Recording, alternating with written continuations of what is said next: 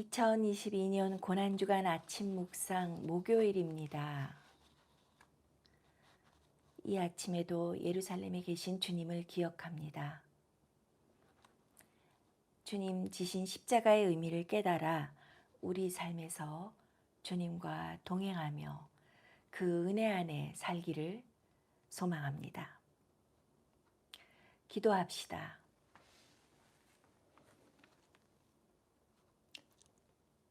하나님 아버지, 하나님 아들 예수께서는 종의 모습을 취하여 십자가에 죽기까지 순종하셨나이다. 비오니 우리가 그리스도 예수의 마음을 깨닫게 하소서, 그 크신 겸손을 본받게 하소서.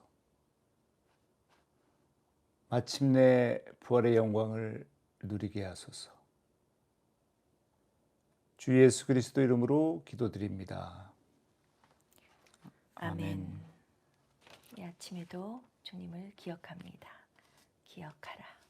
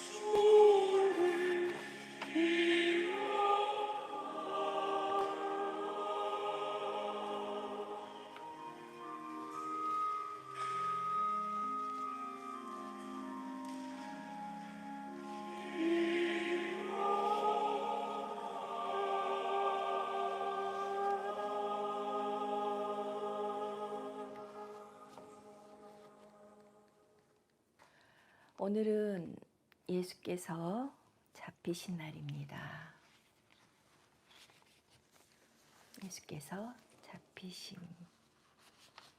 오늘의 말씀은 마태복음 26장 39절의 말씀입니다.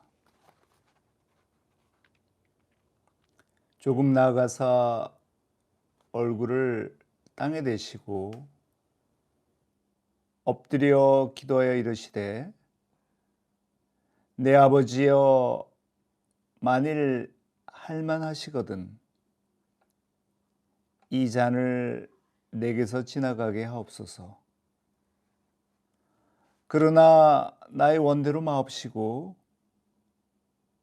아버지의 원대로 하옵소서 하시고. 주님의 복음입니다. 아멘. 오늘은 예루살렘에 계신 예수님 목요일, 예수께서 잡히신 날입니다. 어떤 사람들은 생각합니다. 예수님께서는 하늘에서 오신 분이니까 십자가를 지실 때 아무런 고통도 없고 두려움도 없으셨을 거다. 그러나 예수께서는 우리와 똑같이 육체를 가지고 이 세상에 사셨습니다. 우리처럼 배고픔도 경험하셨고 슬프기도 하셨고 기쁘기도 하셨고 우리가 겪는 모든 감정들, 우리가 겪는 모든 일들을 겪으셨습니다. 고난주간 목요일 예수께서 잡히시던 날에 가장 고통스럽고 가장 외롭던 시간에 예수님은 무엇을 하셨을까요?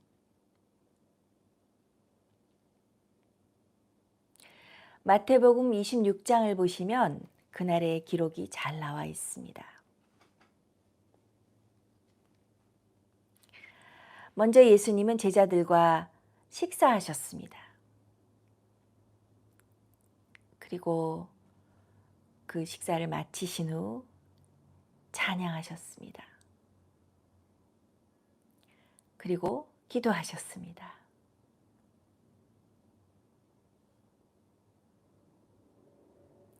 그날은 유월절 식사를 준비하는 날이었습니다.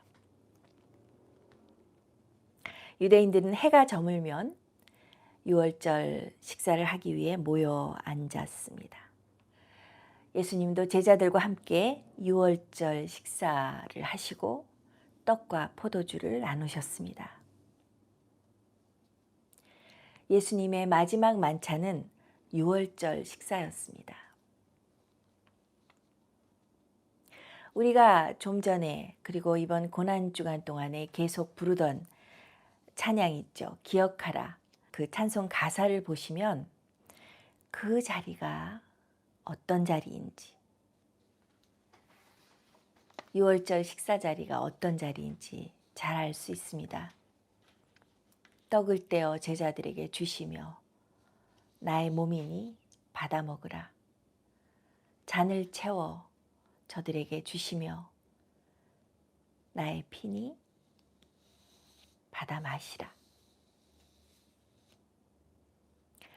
떡을 떼어 축복하시고 또 잔을 채워 제자들에게 주셨습니다. 주님은 이 마지막 시간에 제자들에게 떡과 포도주를 주셨습니다.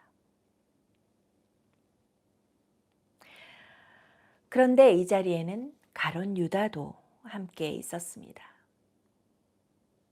요한복음을 보면 예수께서 가룟 유다에게 떡을 주실 때 사탄이 그 속에 들어갔고 예수께서는 네가 하는 일을 속히 하라고 하셨습니다.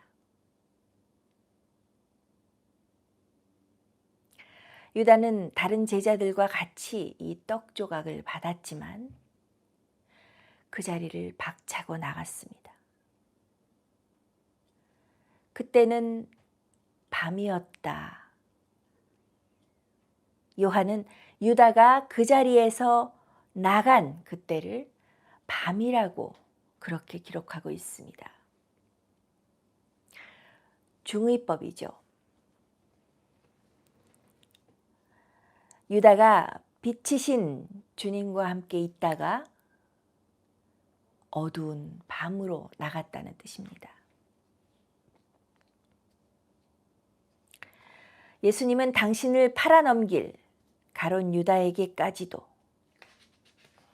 정말 조금 후에 당신을 팔아넘길 가룟 유다에게까지도 마지막까지 떡을 떼어 주셨습니다. 그러나 유다는 주님께서 주시는 그 생명의 떡을 받아 먹지 못했습니다.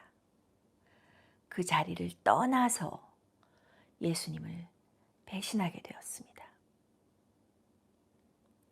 그는 마지막까지 예수님과 함께 했지만 예수께서 십자가 지시는 길에는 함께 나아가지 못했습니다.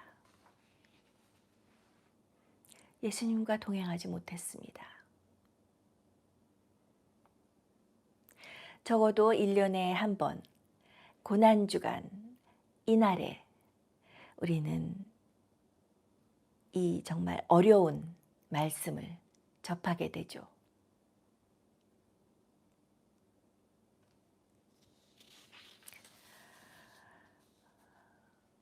예수님은 십자가 지시기 전에 이 마지막 시간에 모든 제자들과 함께 유월절 식사를 하시며 친교하셨습니다.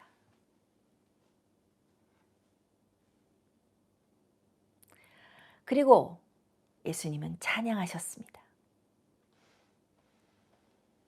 식사를 마치시고 감람산으로 걸어가시면서 제자들과 함께 찬양하셨습니다. 이에 그들이 찬미하고 감람산으로 나아가니라.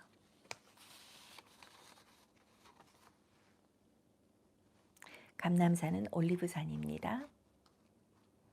예수님은 잡히시던 날 제자들과 마지막 유월절 식사를 나누시고 모두 함께 찬미하며 감람산을 향해 걸어 나갔습니다.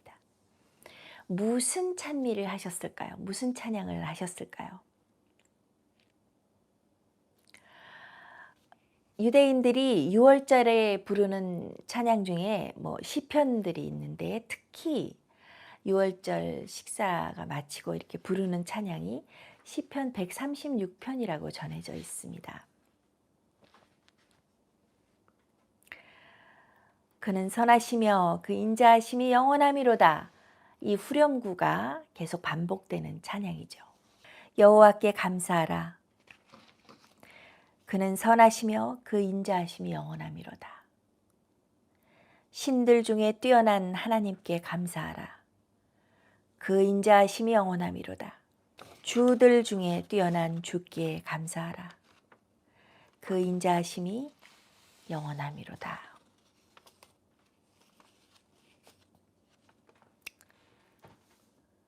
그 인자하심이 영원하미로다.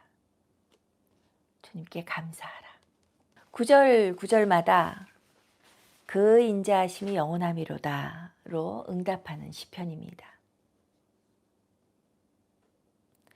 식사를 마치고 나온 예수님과 제자들이 벌써 어두워진 예루살렘 길을 시편 찬양을 부르며 다 함께 조용히 걸어서 감람산까지 올라가시는 모습을 그려봅니다. 예수님은 몸과 마음이 피곤했던 이 밤에 찬양을 부르셨습니다.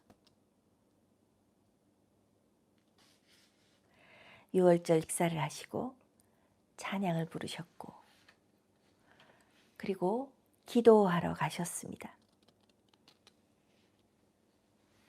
예수님은 감람산 기슭에 있는 겟세마네 동산에서 기도하시러 가셨습니다. 겟세마네 동산은 예수님이 때때로 기도하시던 곳인 것 같습니다. 이에 예수께서 제자들과 함께 겟세마네라 하는 곳에 이르러 제자들에게 이르시되 내가 저기 가서 기도할 동안에 너희는 여기 앉아 있으라 하시고 예수님과 함께 갔던 베드로, 야고보, 요한은 너무 피곤해서 계속 잠에 빠졌습니다. 때로는 우리가 어느 누구와도 나눌 수 없는 고통의 시간이 있습니다. 지금 예수님은 그런 시간을 겪고 계십니다. 죽음이라는 극한 상황에서 예수님은 혼자 외롭게 기도하셨습니다. 예수님은 너무 괴로워서, 마음이 너무 괴로워서 죽을 지경이라고 하셨습니다. 내 마음이 매우 고민하여 죽게 되었으니 너희는 여기 머물러 나와 함께 깨어 있으라. 죽음을 앞둔 마지막 시간에 예수님은 어떤 기도를 하셨을까요? 그렇게 괴롭고 고민이 되는 마음으로 무슨 기도를 하셨을까요? 오늘은 이 말씀을 잘 들여다보고 기억하고 묵상하고자 합니다. 히브리서 기자는 예수님의 기도가 통곡과 눈물의 기도였다고 말합니다. 그는 육체에 계실 때에 자기를 죽음에서 능히 구원하실 이에게 심한 통곡과 눈물로 간구와 소원을 올렸고 그의 경건하심으로 말미암아 들으심을 얻었느니라. 예수님의 경건하심 그리고 예수님을 따르는 그리스도인들에게 경건이란 외향적인 것만이 아님을 기억해야 합니다. 하나님을 온전히 찾는 그러한 삶의 태도, 하나님과 동행하고 하나님을 닮아가는 그러한 태도를 말하는 것이죠. 예수님은 심한 통곡과 눈물로 간구와 소원을 올렸고 하나님에게 온전히 기도하는 그 마음으로 말미암아 들으심을 얻었느니라. 기도가 응답받았다고 이야기하고 있습니다. 예수님에게도 하나님의 뜻을 이루는 이 순종의 길은 식은 죽 먹기 같이 쉽지 않았습니다. 예수님은 분명 십자가를 지시는 것이 하나님의 뜻인 줄 알고 계셨지만 그렇다고 그 길이 쉬운 것은 아니었습니다. 그러나 주님은 그 길을 가시기 위해서 기도하셨습니다. 이 잔을 내게서 지나가게 하옵소서라고 통곡하시며 기도하셨습니다. 조금 나아가사 얼굴을 땅에 대시고 엎드려 기도하여 이르시되 내 아버지여 만일 할만하시거든 이 잔을 내게서 지나가게 하옵소서.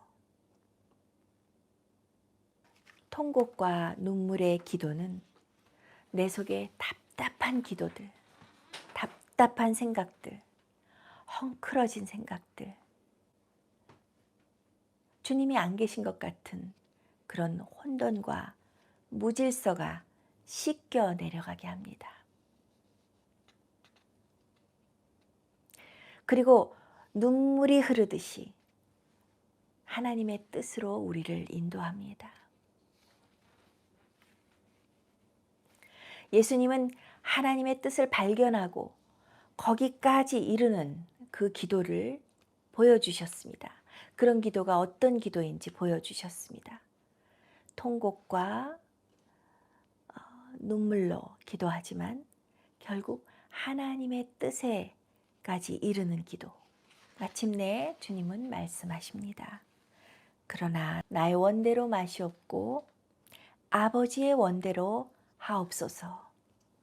예수님의 겟세마네 기도는 우리에게 고난의 시간에 기도를 중단하지 말고 하나님의 뜻이 이루어지기를 진심으로 원하면서 그 기도를 지속하라고 가르쳐 주십니다.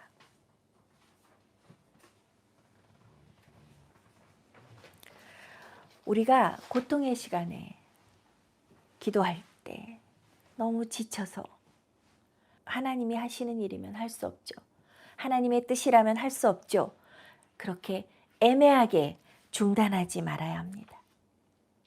그런 애매한 기도는 정말 너무 안타깝게도 기도는 했지만 나조차도 확신하지 못하는 그런 가운데 마치게 됩니다.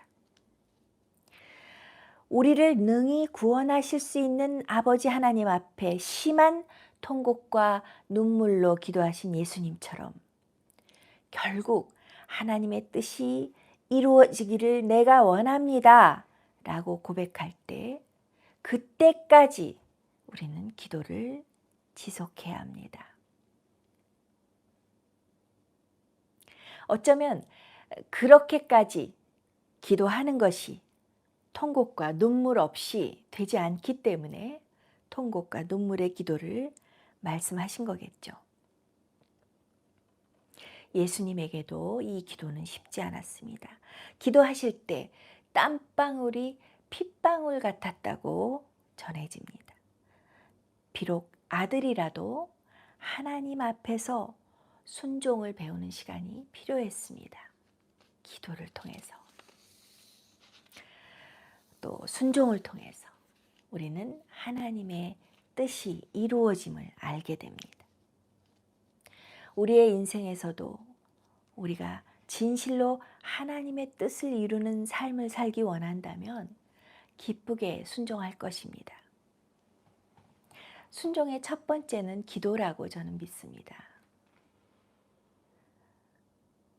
이러한 우리의 순종은 우리만 살릴 뿐 아니라 예수 그리스도께 순종하는 모든 사람들에게 영원한 구원자 예수님을 드러냅니다. 겟세마네 기도를 통해서 순종을 가르쳐 주신 예수님, 영원한 구원자 되신 예수님을 따르면서 우리도 순종하며 살기를 기도합니다. 말처럼 쉽지 않지만 불가능한 일은 아닙니다. 주님께서 우리와 동행하시기 때문입니다. 기도하시겠습니다. 사랑의 하나님 아버지, 우리가 하나님을 아버지라고 부르게 하시니 감사합니다. 그 크신 뜻을 펼치셔서 주 예수 그리스도로 하여금 고난을 통과한 순종으로 온전케 하시어 우리의 영원한 구원의 근원이 되게 하시니 감사합니다. 우리에게 아버지께서 살아계심을 잊지 않도록 도와주시고 아버지의 이름을 부를 때마다 능히 나를 구원하실 수 있는 분임을 매번 믿고 소원을 아뢰게 하소서. 심한 통곡과 눈물로 그 소원을 아뢰게 하소서. 예수께서 하나님의 뜻을 따라 우리를 위해 십자가를 지신 것처럼 우리도 각자의 십자가를 지고 영원한 구원의 근원이 되신 예수 그리스도를 따라 살게 하소서. 여기 머리 숙인 한 사람 한 사람 각 가정에 고난을 통과한 순종으로 하나님의 뜻을 온전히 이루는 축복이 넘쳐나게 하소서. 주 예수 그리스도의 이름으로 기도합니다.